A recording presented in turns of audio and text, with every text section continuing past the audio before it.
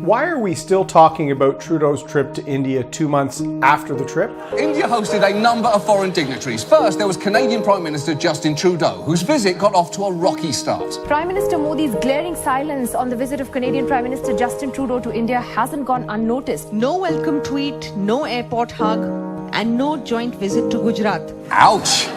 It seems like Modi's treating Trudeau like a guy who finishes third on The Bachelorette, which, let's face it, is actually what Justin Trudeau looks like. This week, after 2 months of fighting, the Conservatives finally heard from the Prime Minister's National Security Advisor, Daniel Jean, to explain the scandalous visit of the Prime Minister to India, where a convicted terrorist showed up on the invite list along with all the Liberal MPs and cabinet ministers. I asked Daniel Jean why the India scandal happened. My first two questions are simple, and I'd like a yes or no answer.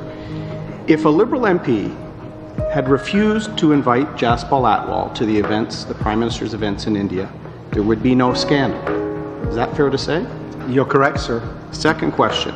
The Prime Minister's office was in possession of this list of people invited by MPs. Leaving aside the issue of whether that would be vetted or not, had the PMO taken names off this list, there would be no scandal, correct? That's correct. So this is a Liberal scandal, and your insertion into it comes as a result of your concern for inaccurate information. So, if it was a Liberal MP that invited Mr. Atwal, and the Prime Minister's office that knew the name was on the list but didn't properly clear it, that seems to be all there is. So why does the Liberal government still claim a classified briefing is needed to understand this scandal? Is it their MP to blame? Or are they still suggesting by the back door that there's an Indian conspiracy out there somewhere? So Mr. Jean confirmed there would be no Trudeau-India scandal if it weren't for the invitation by a Liberal MP to Mr. Atwal and the miss by the Prime Minister's office, who didn't properly vet the list for security. It's a Liberal scandal. So why were there accusations of a conspiracy by figures within the Indian government? Trudeau Liberals still suggest that Andrew Scheer, myself, we have to take a classified briefing as Privy Councillors. Why would they still be suggesting that if the explanation was simple? A Liberal MP invited him, and the Prime Minister's office missed it and embarrassed Canadians. Trudeau's visit turned out to be the most unwatchable white person's trip through India since the Darjeeling Limited. But the Liberals always try and have it both ways.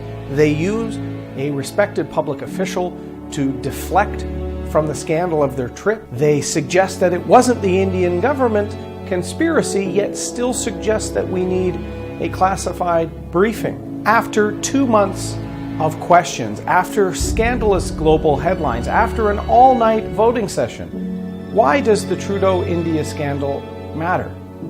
Well, it's about honesty. It's about being able to trust the word of your Prime Minister and of your government explaining how an incident happened. It's about Canada's reputation in the world.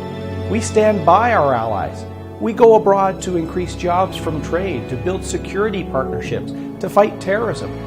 We don't go abroad to campaign, to insult our hosts. I hope at the end of this, the Prime Minister can come into the House of Commons and retract his suggestions that the Indian government was involved in this conspiracy.